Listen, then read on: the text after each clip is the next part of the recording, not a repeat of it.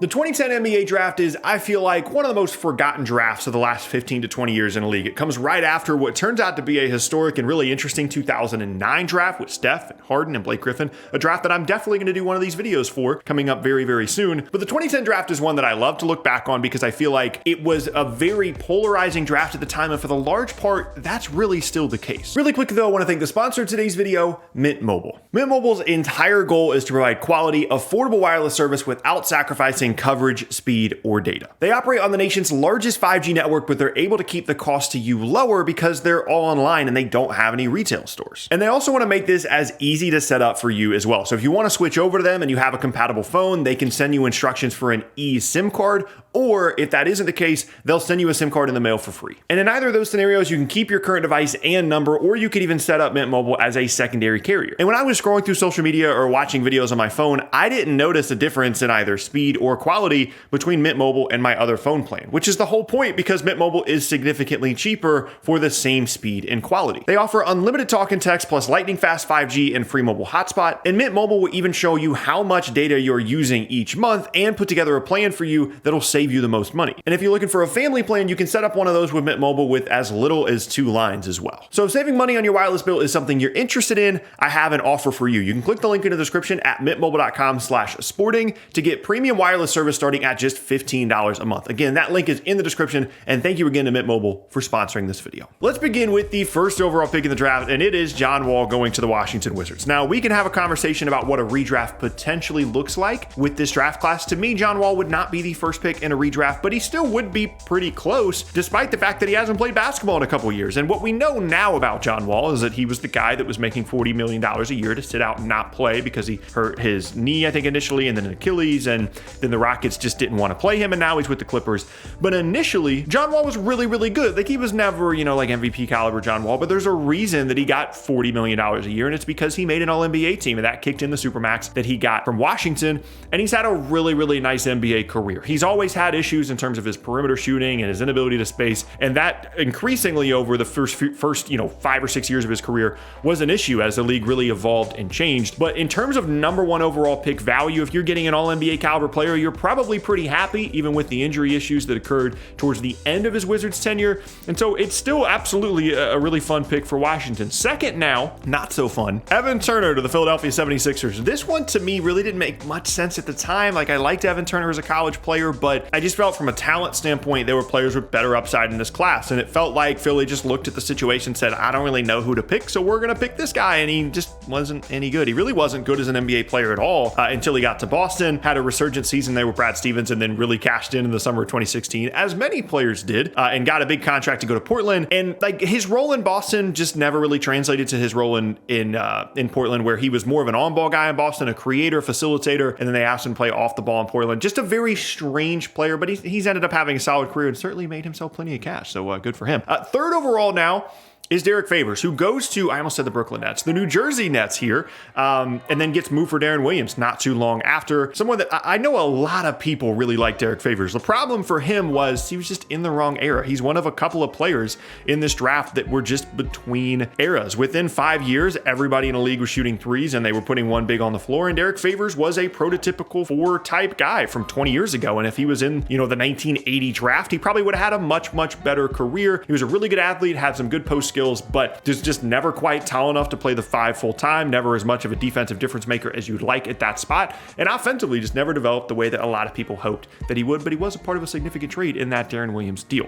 Fourth now is one of the most indefensible draft picks of the last 15 years, in my opinion. It's Wesley Johnson going to the Minnesota Timberwolves. Now, when you look at the player selected immediately after Wes Johnson here, which is DeMarcus Cousins, you can say all the things you want to about Boogie, and we're going to. I made entire videos on DeMarcus Cousins' career and what issues that he had during it. But strictly from a talent perspective, Minnesota looked at this situation and said, we could pick a wing that didn't really do a ton at Syracuse in terms of like high level, high ceiling stuff. Like, he's a solid player. He's 23 or 24 years old at the time that we're drafting him. We could take that guy, but we also have the option of taking someone that's one of the most talented big men in the entire league immediately when he shows up. Can shoot threes, turns out, really good passer, and just has incredible upside. And Minnesota decided, you know what, let's take the 23-year-old wing guy that ends up averaging 7 points per game as the 4th overall pick in the draft. And you can say what you want to about DeMarcus Cousins, who we'll now talk about now with the 5th overall pick, but from a talent and an upside perspective, which when you're using the top 5 pick on somebody, I think is really the whole goal,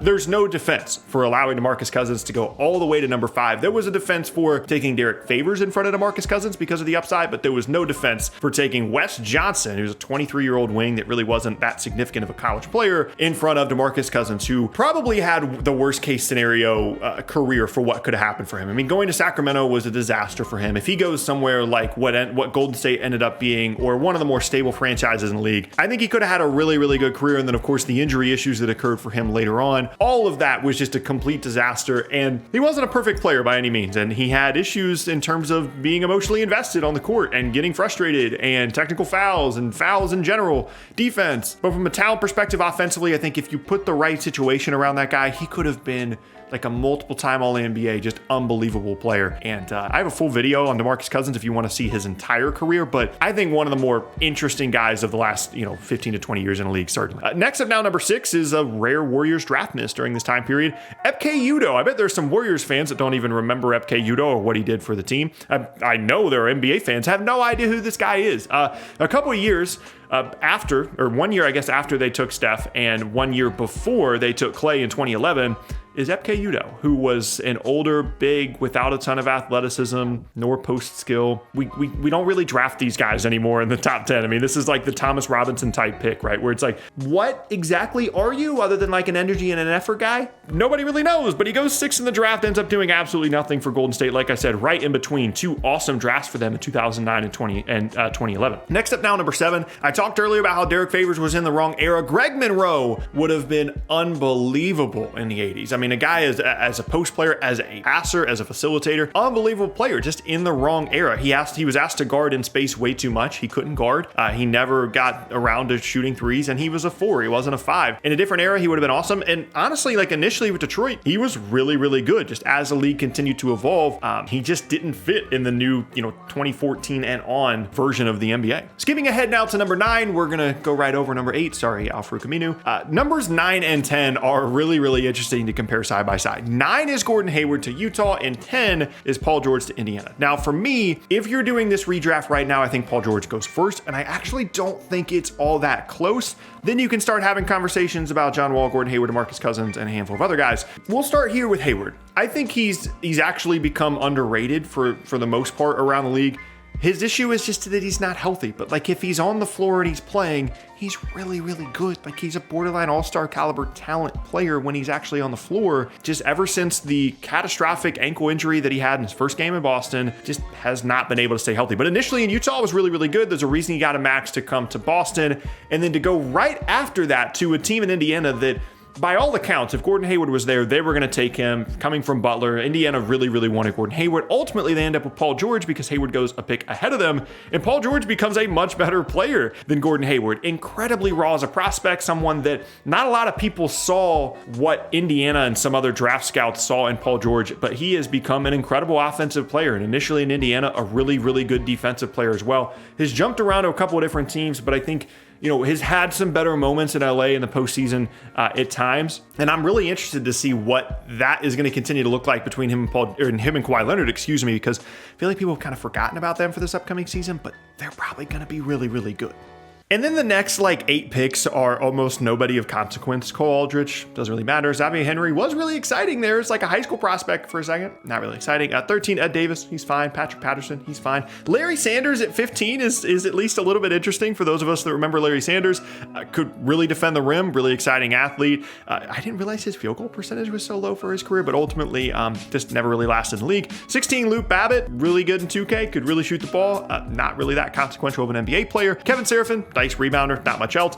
18 though, Eric Bledsoe. We talked before about DeMarcus Cousins going to a really bad situation. Eric Bledsoe went to an unbelievable situation where he ends up with the Clippers. He's backing up Chris Paul and learns a ton about being an NBA point guard because he was an unbelievable athlete coming into the league. And I think a large part of the reason why he ended up becoming a really good NBA player despite some spacing issues was because of spending that time with Chris Paul in LA. And I think that ended up being a really good situation for him. 19 is Avery Bradley, who played an important role on some of those Isaiah Thomas Celtics teams as well, that for a lot of people really kind of bridged the gap between the really, really bad version of the Celtics to what they ended up becoming with Jason Tatum, Jaylen Brown when they tried to get Kyrie Irving. And Avery Bradley was a significant part of that. Then we move all the way to the second round. This, like once you get outside of the top 10, there's not a ton of great first round picks here. This is just before we really figured out how to properly develop and draft players in the first round. We've gotten much, much better at this over the following few seasons after 2010. But 33 is Hassan Whiteside, who famously said that he thought he should be the first pick in the draft, thought he was the best player in the draft. And after a first couple of seasons of doing basically nothing, he ended up being really good for Miami, at least statistically.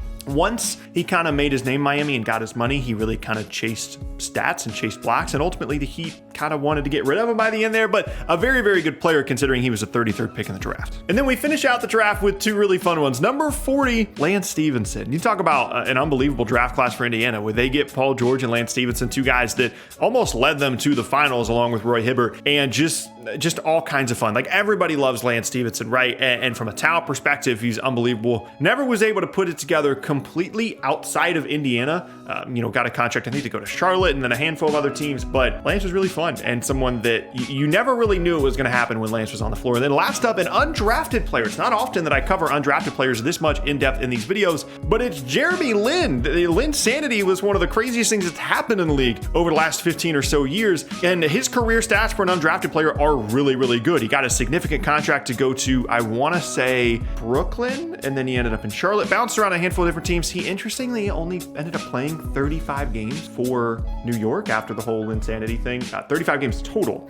Then he goes to Houston and, like I said, bounced around a couple different teams, but as an undrafted player, had a really, really good career, was incredibly productive as well. As you can see, the 2010 draft might not have, the incredible talent of some other classes like 2009 at the top, but from top to bottom, it certainly does not lack interest and productivity, and it's a really interesting class as well to redraft. I won't do a full redraft here. I did that in a different video and it felt like it just took a little bit too long. But for me, if you're asking me, I would go Paul George at the top and then everybody else. But let me know down in the comment section below what your redraft would have been. But yeah, that's the 2010 draft. Hope you guys enjoyed, and I will see you all next time.